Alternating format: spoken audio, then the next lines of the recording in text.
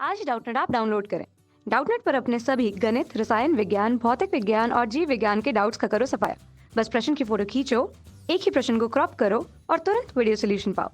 अभी डाउनलोड करें। नमस्कार दोस्तों, हमारा प्रश्न है कि निम्नलिखित परिवर्तन आप कैसे करेंगे। दोस्तों हमें यहाँ पर क्या पूछा गया है, एथेनॉल से एथिल फ्लोराइड किस तरह से बनाएंगे। ठीक है, तो हमें किसकी मदद से बनाना है, हमें यहाँ पर एथेनॉल की मदद से एथिल फ्लोराइड बनाना है। तो सबसे पहले दोस्तों हम जानते हैं कि जो हमारा एथेनॉल होता है इसका सूत्र क्या होता है, इसे हम एथिल एल्कोहल के तौर पर भी जानते हैं, जो कि होता है हमारा CH3 single bond CH2 single bond OH। ठीक है, ये होता है हमारा एथेनॉल। और इसे हम किस तरीके से लिखते हैं, इसे हम C2H5OH के तौर पे भी लिखते हैं। ठीक है, ये हो गया हमारा एथेनॉल।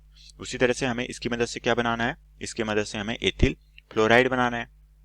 तो दोस्तों हमारा जो एथिल फ्लोराइड होता है, एथिल फ्लोराइड, ठीक है, तो दोस्तों हमारा पास एथिल फ्लोराइड वो हमारा क्या होगा, C2H5F। ठीक है, तो हम इसे लिख सकते हैं C2H5 और यहाँ पर F, जो कि हमारा होता है फ्लोरीन का परमाणु। इसके कारण से हमारा क्या हो गया, एथिल फ्लोराइड। ठीक है, और दोस्तों अगर मैं इसको संरचना के तौर पे लिखूं तो ये हो जाती है हमारी CH3 एकल बंध के साथ CH2 और यहाँ पर हमारे क्या जुड़ा रहेगा, F। ठीक है, और ये हो गई हमारी एथिल फ्लोराइड की संरचना। अब दोस्तों हमें यहाँ से एथेनॉल से एथिल फ्लोराइड बनाना है, तो हम अपनी रासायनिक अभिक्रिया देखते हैं कि हमारी जो रासायनिक अभिक्रिया है वो किस तरह से पूर्ण होती है। तो हमारी रासायनिक अभिक्रिया कुछ इस तरह से पूर्ण होगी। तो सबसे पहले दोस्तों हमें इसकी अभिक्रिया किसके साथ करानी होगी, हमारी एथेनॉल की अभिक्रिया हमने फास्फोरस पेंटाक्लोराइड के साथ करानी होगी। तो ये हो गया हमारा CH3 एकल बंध के साथ CH2 और वो जुड़ा है हमारा OH के साथ। और इसकी अभिक्रिया दोस्तों हम करा रहे हैं PCl5, जिसे हम कहते हैं फास्फोरस पेंटाक्लोराइड। ठीक है, तो जब दोस्तों हम इसमें PCl5 से इसकी क्रिया कराते हैं तो हमारा क्या बनता है, वो बन जाता है CH3 एकल बंध के साथ CH2 और यहाँ पर दोस्तों हमारा OH का परमाणु की जगह में क्या आ जाता है, क्लोरीन का परमाणु। तो हमारा क्या हो जाएगा, Cl। ठीक है, और साथ में दोस्तों यहाँ पर हमारा क्या बन जाता है, वो बन जाता है POCl3 और साथ में और क्या बनता है हमारा HCl। ठीक है, तो यहाँ पर हमारा अभिष्ट उत्पाद के तौर पे क्या प्राप्त हुआ, हमें यहाँ पर प्राप्त हुआ एथिल क्लोराइड। ठीक है, यहाँ पर हमें क्या प्राप्त हुआ, एथिल क्लोराइड। तो हम कह सकते हैं कि इस अभिक्रिया में हमारा अभिष्ट उत्पाद प्राप्त हुआ ये, जो कि है हमारा एथिल क्लोराइड। ठीक है, अब दोस्तों हमें यहाँ पर क्या बनाना है, हमें तो यहाँ पर एथिल फ्लोराइड बनाना है। ठीक है, तो हम इसके लिए क्या करेंगे, इसके लिए दोस्तों हम एथिल क्लोराइड की अभिक्रिया करानी होगी, जो कि हमारी AgF के साथ होगी। ठीक है, तो ये है दोस्तों हमारा एथिल क्लोराइड। ठीक है, इसकी अभिक्रिया हमें किसके साथ करानी होगी, इसकी अभिक्रिया दोस्तों हमें AgF, जो कि होती है हमारी सिल्वर फ्लोराइड।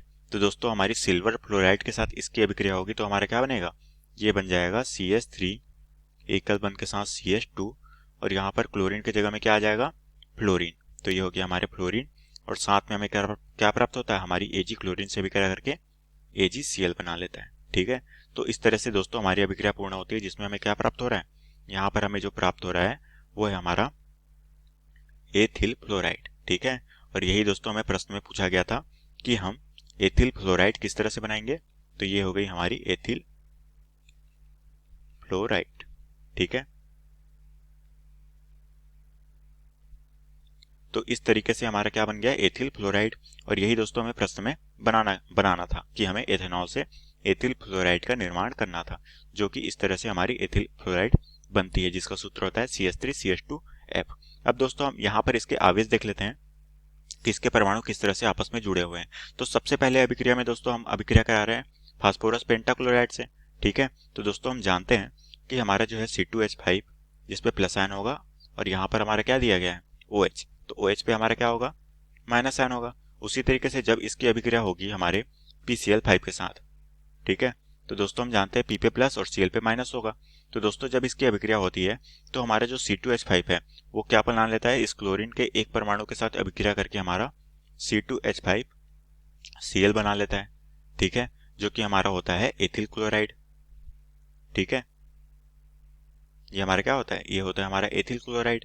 ठीक है, उसी तरीके से यहाँ पर हमारा क्या बन जाता है, POCl3 बन जाता है, जो कि हमारे ये फास्फोरस जो है ये हमारे ऑक्सीजन से क्रिया करके और क्लोरीन के कितने परमाणु लेता है, 3 परमाणु लेता है। तो हमारे क्या बन जाता है, POCl3 बन जाता है, और साथ में हमारा क्या बनता है, वो बन जाता है HCl। ठीक है, यहाँ पर कुछ H पर का परमाणु है वो हमारे एक बचे हुए क्लोरीन से अभिक्रिया करके HCl बना लेता है। उसी तरह से दोस्तों दूसरी अभिक्रिया के हम आवेश देख लेते हैं, जो कि हमारी इस तरह से हो रही है AgF के साथ। ठीक है, तो यहाँ पर दोस्तों हमारा जो C2H5 है, ठीक है, यहाँ पर प्लस आयन होगा और क्लोरीन पे माइनस आयन होगा। तो दोस्तों हमारा जो AgF है, जहाँ पर Ag पे प्लस और F पे माइनस आयन होगा। तो दोस्तों जब इसकी अभिक्रिया होती है तो हमारा जो Ag है वो क्लोरीन से अभिक्रिया करके क्या बना लेता है, AgCl बना लेता है, और साथ में हमारे जो C2H5 है वो फ्लोरीन से क्रिया करके क्या बना लेता है, C2H5F, जिसे हम कहते हैं एथिल फ्लोराइड। तो इस तरह से दोस्तों हमारी अभिक्रिया पूर्ण होती है, जिसमें हमें अभिष्ट उत्पाद के तौर पे एथिल फ्लोराइड प्राप्त होता है। और यही दोस्तों हमें प्रश्न में पूछा गया था, जो कि हमारे प्रश्न का उत्तर है। तो आशा करता हूँ दोस्तों आपको ये प्रश्न समझ आया होगा। धन्यवाद। कक्षा 6 से 12वीं से लेकर नीट, IIT, JEE वो एडवांस के लेवल तक 1 करोड़ से ज्यादा छात्रों का भरोसा। आज ही डाउनलोड करें डाउटनेट ऐप या व्हाट्सएप करें अपने सारे डाउट्स 8400 400 400 पर।